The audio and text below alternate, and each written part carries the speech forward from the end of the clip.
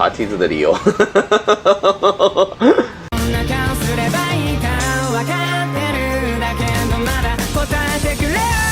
Hello， 各位网友，大家好，我是大川啊。那么今天我们聊一个什么样的话题呢？就是有一位网友啊给我点菜，让我聊一下这个闪动红色轮盘这个事情哈。那么闪动红色轮盘是个什么东西呢？我们先介绍一下前因后果哈。那么闪动呢是叫做香港的一个商人哈，然后呢他和政界的这个交往特别的深，然后呢他有个前妻和温家宝的老婆呢是闺蜜啊，所以呢他和温家的关系是特别的紧密，而且他也当选过中国政协委员呐，然后也在香港担任过重要的职位。那么沈栋呢，就类似于郭文贵这样的一种就是红顶商人哈，他就是和中共高层呢有一定的联系，然后呢后来呢又移居到了英国，然后因为他的前妻因为是长期失踪啊，得不到联系哈，所以呢他就出了一本书。他自己说呢，就是说这本书呢是想给他儿子讲，就是他的妈到底在干嘛，然后他的妈为什么会不见哈。结果呢，出了书之后呢，成了一个畅销书哈。而这本书的名字呢，就叫做《红色轮盘》。书的主要内容呢，其实和郭文贵的爆料初期爆料呢，其实差不多的哈，就是主要是讲他和中共高层的一些接触哈，然后讲了一些就是中共高层的一些不为人知的秘密哈。但是沈栋他这个前妻失踪的这个事情，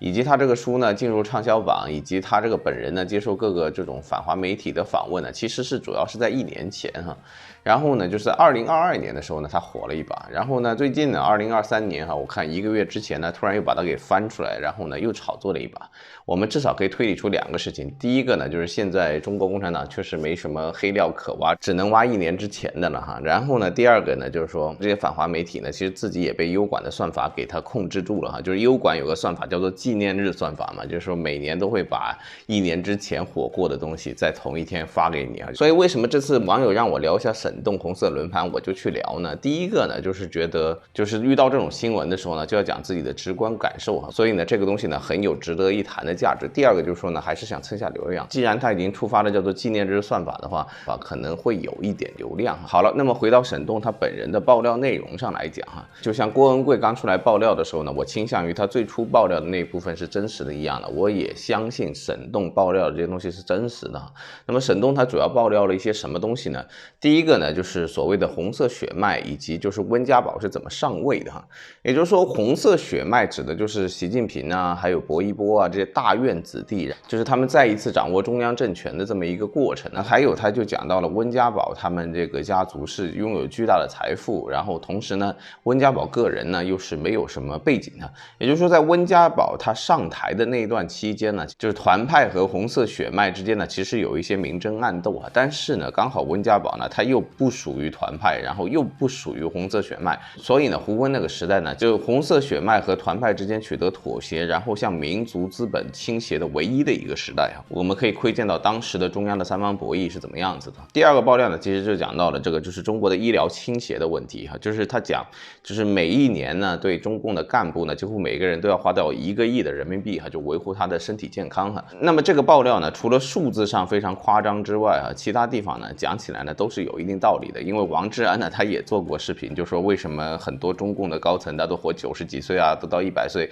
为什么他们那么长命啊？然后第3个爆料呢，他就讲到香港的问题哈，就是香港本来呢是给他们本地的资本来掌控这个社会，所以就提供了所谓的这种叫做装模作样的民主选举哈。但是呢，后来这个装模作样的民主选举搞不下去之后呢，实际上中央并没有再继续帮助就是香港的这些民族资本，所以呢，香港其实现在进入了一个就是民族资本家失势，然后中共正式管理的这么一个时代哈。所以呢，客观来讲呢，就是沈栋和郭文贵这些人呢，其实都比较类似哈，主要是他接触过一些中共的高层，但是呢，沈栋看起来呢，他的商业才能呢是要比郭文贵更高一些哈，然后呢更加理性，而且水平也更高一些。同时呢，他给的料呢，除了数字上不可以相信之外呢，其实呢很多呢都是说到点子上，应该还算是真实的哈。但是问题就在这里哈，就是为什么沈栋的这个爆料是在1年之前，然后现在把它翻出来，然后你还是发现它没有太大的热度呢？它没有郭文贵那么样的火呢？原因就在这里哈，就是你如果是讲的是真实的东西的话呢，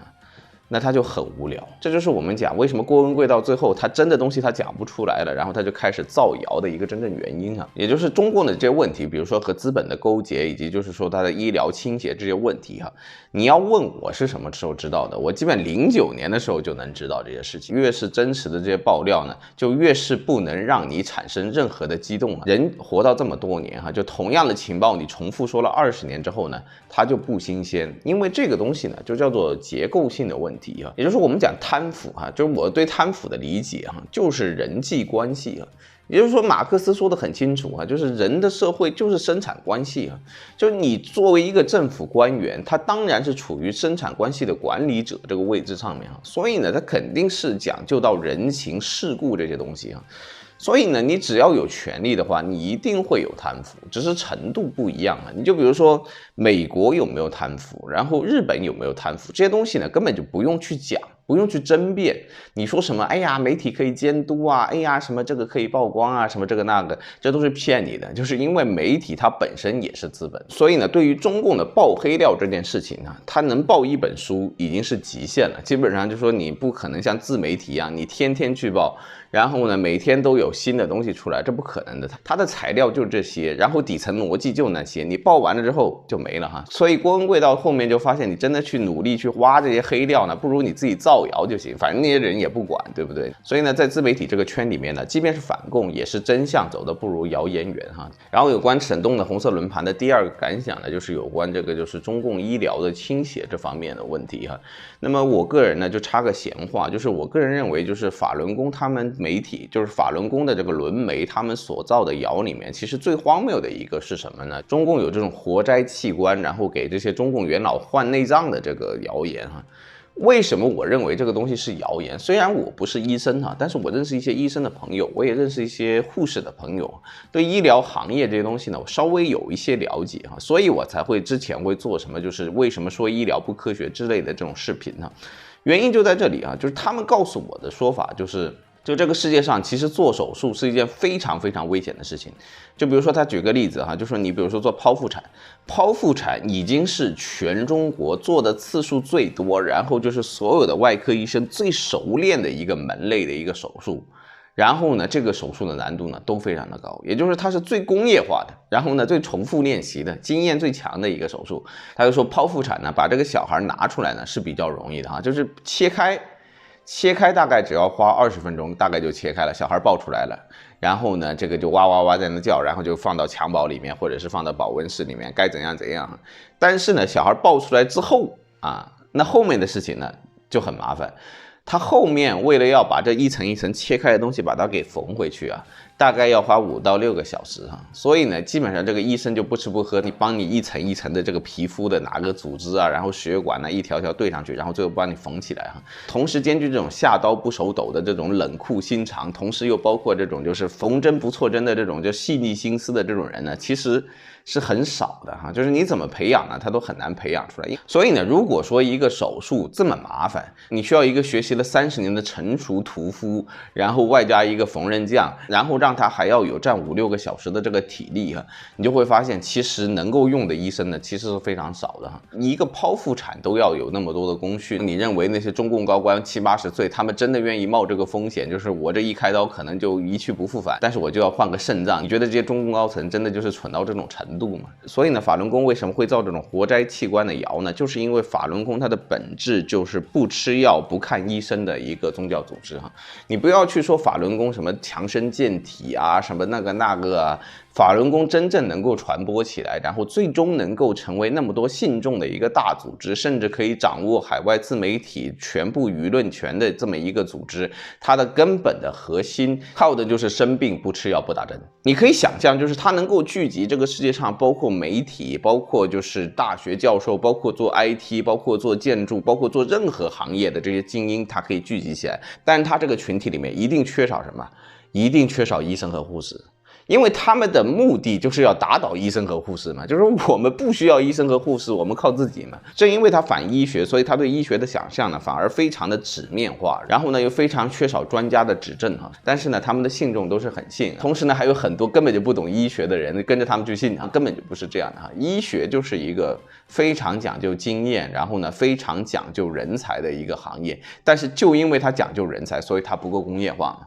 也就是说，如果说这个行业需要神医和名医的话呢，它就不是科学哈。你不会听说在富士康的流水线上会出现神手啊，你也不会在麦当劳听到什么神汉堡哈，因为它是标准化生产，谁都能干。那么问题来了，就是如果说一个医生他培养的话呢，可能要花30年，然后呢他要积累经验呢，可能要花10年，然后你把这个医生培养出来，然后他又积累了足够的经验，然后又证明他有这个天赋可以做外科医生，然后他真的可以做一个神医的时候呢，其实他就没几年可以做了。你不可能要求一个飞行员他既有经验又有体力哈，他有经验的他就没体力，他有体力的呢他就没经验啊。所以呢，真正的就神医阶层，也就是说真正能帮你看病、能帮你搞定问题的那些医生呢，就那么一小撮，就全国也就那么一小撮。但是在中国的情况之下呢，就是这一小撮的医生呢，还都集中到了北京啊。然后呢，在其他地方呢，说句不好听的哈，你能遇到的医生呢，基本上呢就是庸医哈。所以呢，这就是我们会讲为什么中国经常会出现看病难和看病纠纷特别多这种问题哈。所以呢，沈东的这次爆料呢，真实度呢应该是挺高的，但是影响力呢非常的小。外国这些就是恨中国的反华的这些人呢，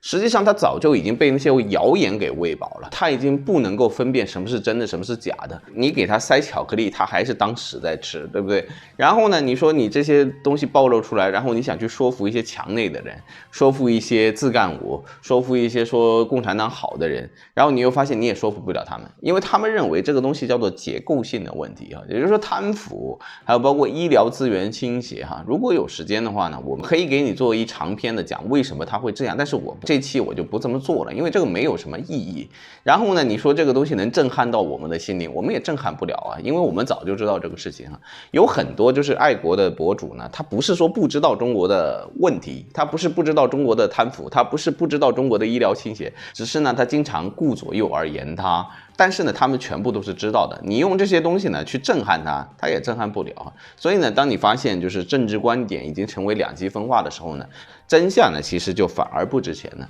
反而那些听风就是雨、红墙密室，然后这个党派争斗这些东西呢，反而更受大家的欢迎哈。所以呢，这就是我对沈栋的红色轮盘的一个评价吧。只能说2023年你还在炒红色轮盘呢，真是生不逢时哈。因为这个时候中国是国运正起的时候，你再去炒作这些东西呢，已经没有意义了哈。好吧，那么今天我们这个视频就做到这里，谢谢大家，我们下期再见，拜拜。